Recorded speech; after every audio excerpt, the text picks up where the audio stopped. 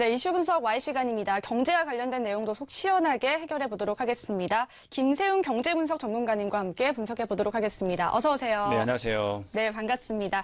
자, 보니까 오늘 주제 원화 강세에 따른 투자 전략입니다. 최근 보니까 이 원화 환율이 떨어지고 있는데요. 이 환율 외국인 매매와 관련이 깊기 때문에 매우 중요할 수밖에 없을 것 같습니다. 최근 환율 추세에 대해서 한번 설명해 주실까요? 네, 우선 오늘 원달러 환율 같은 경우는 이제 1,096원에 거래가 되고 있어서 0.4% 정도 떨어지고 있습니다. 이러한 최근에 원달러 환율이 떨어지고 있는 모습들이 저희가 볼 때는 이제 일시적이라기보다는 추세적이다라고 말씀을 드릴 수가 있고요. 내년 하반기에 미국의 중간 선거가 있는데 아마 이때 잠깐 반등 신호는 있긴 하겠지만 전체적인 지금 현재 추세는 하락 추세에 있다라고 말씀을 드릴 수가 있습니다. 한 나라의 통화가 이렇게 강세를 보인다는 거는 흔히 말하는 그 기업의 그 나라 기업들의 이익이 증가를 하고 있고 경제가 튼튼해지고 있다는 겁니다. 그래서 외국인 투자자들은 그 나라의 기업에 대해 좋게 생각을 하고 주식을 많이 사는 경향이 있는데요. 최근에 우리나라의 모습이 현재 그렇다라고 말씀을 드릴 수가 있습니다. 다른 여타의 신흥국들, 흔히 말하는 중국이나 인도나 브라질 이런 나라들은 금리를 인하하고 있습니다. 통화가 약세가 되고 있는 것이죠. 그런데 우리나라 같은 경우는 지금 현재 기업의 이익이 급증하다 보니까 원화 가치가 올라가고 있다라고 말씀을 드릴 수가 있습니다. 원화 강세 요인으로 말씀을 드릴 것 같으면 기업의 이익이 증가하는 부분이 있고요. 한국은행이 금리 인상을 시사를 하는 부분이 또한 원화 강세 요인으로 작용했고요. 그리고 또한 북한 리스크가 최근에 상존했었는데 이런 북한 리스크가 줄어들고 있다라고 말씀을 드릴 수가 있고 그리고 통화 수합이 중국과 캐나다와의 통화 수합이 체결되면서 통화에 대한 부분이 안정적인 측면도 있다라고 말씀을 드릴 수가 있고요.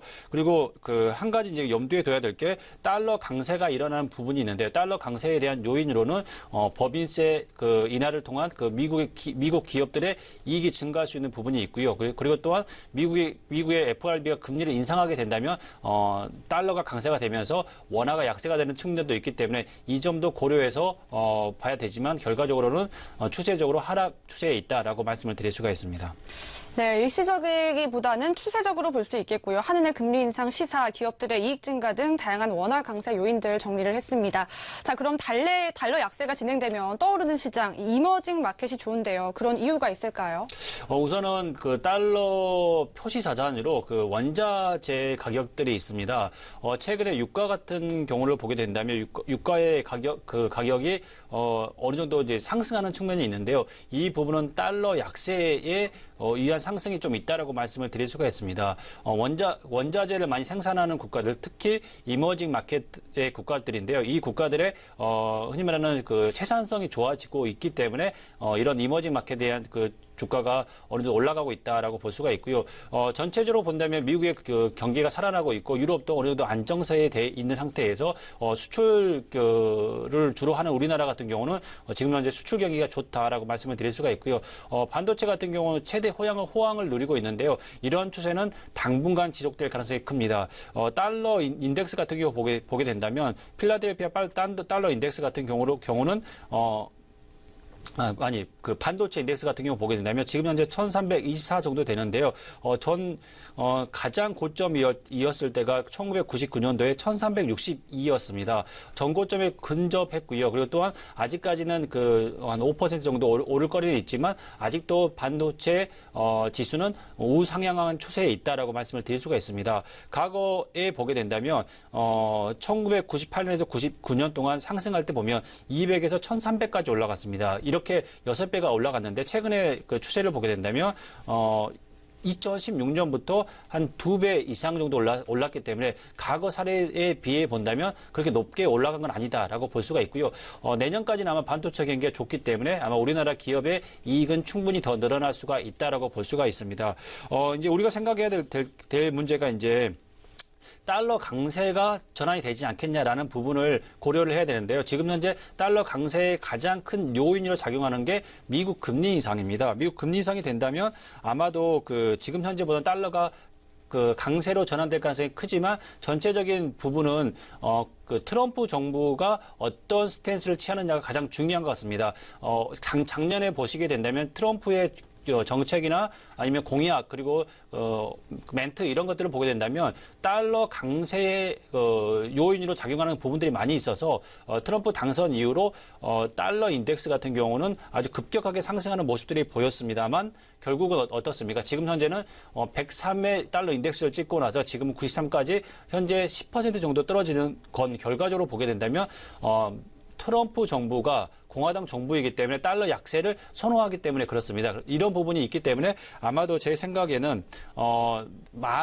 내년에 중간 선거로 인해서 잠깐의 반등은 있겠지만 트럼프 정부가 있는 3년 동안 향후 3년 동안은 아마도 달러 약세가 더 지속되지 않을까라고 생각이 됩니다.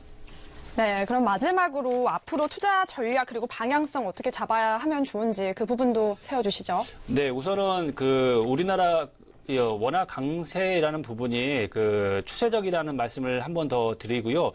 이 내용에 대한 부분이 세 가지 이유가 있습니다. 첫 번째로 보게 된다면 기업의 이익이 증가하고 있다. 삼성전자를 비롯한 반도체 기업들의 이익이 증가하고 있는 게 아마 지금 현재 컨센서스로 보게 된다면 2019년까지는 아마 이익이 증가할 것이다라고 보고 있고요.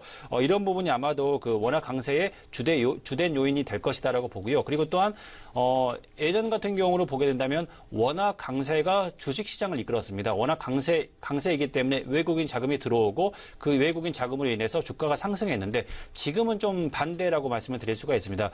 주가가 상승해서 오히려 원화 가치가 더 강세가 되는 외국인들이 더 들어오게 되는 거리를 만들었다고 볼 수가 있습니다. 지금 현재 전세 미국의 달러 인덱스 같은 경우는 약세로 흔히 말하는 달러 가치가 떨어지고 있는 상태에서 그 자금들이 이머징 마켓에 들어가고 있는데 인도도 마찬가지고 브라질도 마찬가지고 중국도 마찬가지고 이런 나라들은 금리를 인하하고 있습니다. 그렇기 때문에 이들 나라에 투자하는 것보다도 오히려 수출 경기가 좋고 금리를 올릴 수 있는 부분이 있는 한국으로 자금이 들어오고 있다는 거죠. 그렇기 때문에 원화 강세가 이런 영향으로 인해서 주가는 더 상승하는 요인으로 작용하고 있다라고 말씀을 드릴 수가 있고요. 세 번째로는 북한 리스크가 이제 어느 정도 많이 해결됐다. 그리고 사드 문제도 어느 정도 중국과의 문제도 해결이 됐기 때문에 이런 지금 현재 가장 리스크한 요인들이 하나하나씩 해결되면서 국내 주식에 대한 굉장히 우호적인 투자자들의 시선이 있다라고 말씀을 드릴 수가 있고요. 이제 달러 약세가 기조적이긴 하지만 이제 강세에 대한 부분은 좀 염두에 둔다면 미국의 경기 회복일 겁니다. 세제 혜택을 통한 미국 경기가 회복되더라도 이렇게 되면서 이제 금리 인상을 선제적으로 아주 급격하게 인상을 하게 된다면 달러가 강세가 될 수 있는데요. 제롬 파월 같은 경우는 대표적인 비둘기파이기 때문에 아마도 제 생각에는 이렇게 급격하게 반전을 시킬 정도의 달러 강세는 힘들다라고 말씀을 드릴 수가 있고요. 그래서 본다면 달러 원달러 환율 같은 경우는 지금 현재 추세에서 본다면 아마도 1,000원대 이하로 급격하게 떨어지는 건 힘들다라고 보고요. 아마 1,000원에서 1,050원 정도의 박스권에 머물지 않겠냐라고 보고 있고요. 달러 인덱스가 올해 한 10% 정도 떨어졌는데 원달러 환율 같은 경우도 보게 된다면 지금 현재 보면 올해 초반 대비해서 지금 한 10% 정도 떨어졌습니다. 그러면 달러 인덱스와 거의 비슷하게 가치가 오르거나 내리거나 한다면 아마도 제가 생각할 때는 1,000원에서 1,050원 있지 않겠냐라고 보고 있고요. 그렇게 된다면 이제 달러 약세가 됐을 때에 우리가 투자할 수 있는 부분이 뭐가 있을까라고 본다면 한국을 포함한 이머징 마켓 지수에 투자할 수가 있겠는데요. 이 지수가 지금 현재 보면 IEMG라고 해가지고 이 지수입니다. 지금 현재 미국에서 투자되는 ETF인데요. 한 56달러 정도 하고 있습니다. 꾸준히 상승하는 모습들이 지금 보실 수 있을 거고요. 주봉 차트상으로 보게 된다면 2015년부터 이머징으로 자금이 들어오기 시작하면서 꾸준히 상승하는 모습이 있다라고 볼 수가 있고요. 전고점은 지금 현재 뚫은 상태입니다. 그렇기 때문에 아마도 지금의 추세는 좀 더 오래 갈 수 있다. 한국의 비중이 15%가 포함이 되고 있기 때문에 지금 한국을 만약에 한국의 주가가 더 올라간다면 이 ETF 투자하시는 게 좋고요. 한국이 빠져 있는 게 있는데요. EEM이라고 해서 ETF 같은 경우는 지금 현재 모양은 이렇습니다. 최근에 가장 이머징 마켓에서 핫한 한국이 빠져 있기 때문에 최근에 상승률은 더뎠다라고 말씀을 드릴 수가 있고요. 2007년도에 55달러였는데 지금은 47달러다라고 말씀을 드릴 수가 있습니다. 그리고 다음으로 봐야 되는 게 이제 한국 비중은 없지만 이제 종목이 많은 WO인데요. 이 ETF 같은 경우도 보게 된다면 과거 2007년도에 58달러였다가 전고점인 58달러 뚫지는 못하고요. 지금 현재 45달러에 머물러 있다. 이유는 똑같습니다. 한국의 비중이 없다라고 말씀을 드릴 수가 있고요. 지금 현재 보면 제가 이 세 가지 ETF 중에서 만약에 이머징에 투자한다면 이 세 가지가 있을 텐데 그 중에 가장 제가 볼 때 선호한다면 한국이 포함이 돼 있는 그 IEMG 그 ETF를 추천을 드리고요. 그리고 만약에 이제 그 미국의 경기가 회복이 되면서 달러 강세도 어느 정도 있다라고 보게 된다면 트럼프 정부의 그 버블 경제와 같이 맥을 같이 할 수 있는 게 이제 그 IT 종목들인데요. 반도체가 지금 현재 상승할 수 있는 여력이 아직까지 있다라고 본다면 SOXX라는 그 ETF를 추천을 드립니다. 이 반도체 ETF 같은 경우는 월봉 차트를 보시게 되면 꾸준히 상승하는 모습들이 보입니다. 그래서 최근만 보더라도 거의 한 50에서 60% 상승하는 모습이 보였고요. 그리고 또한 일봉 차트를 보더라도 2017년에는 꾸준히 상승했던 모습들이 보입니다. 그래서 아마도 이건 내년 상반기까지 반도체 경기가 아직까지는 살아있다면 그때까지 한번 투자해 보시는 것도 좋다라고 말씀을 드릴 수가 있고요. 미디어 ETF 같은 경우는 FNG라고 해가지고 이 미디어 ETF가 있는데요. 일봉 차트 상에서 본다면 이제 그 파동을 그려서 오르락 내리락 하게 되는데요. 주봉이나 월봉을 보게 된다면 이 꾸준히 우상향하는 모습들이 보입니다. 그래서 이런 기업들, 그 세계에서 1위 하는 기업들만 모아놓은 ETF입니다. 그리고 마지막으로 말씀을 드릴 게 이제 그 로보 ETF인데요. 로보 ETF 같은 경우는 그 ROBO입니다. 그래서 월봉 차트 상에서 보게 된다면 2016년을 기점으로 꾸준히 상승하는 모습이 보이고요. 그리고 일봉 차트 상에서 보더라도 2017년 동안 거의 지금 현재 보면은 28달러에서 41달러까지 거의 70% 정도 상승했던 모습들이 보입니다. 트럼프가 지금 그 한 임기가 아직 3년 정도 남았는데요. 이때까지 그 지금 현재 정책적으로나 세제 혜택을 통해서 미국 기업들의 이익이 증가하는 부분이 있다라고 보면은 이들 기업들이 지금 현재 보다도 더 내년이나 내후년까지도 기대할 수 있기 때문에 이런 ETF에 한번 투자해 보시는 것도 좋지 않을까라고 생각을 하게 됩니다.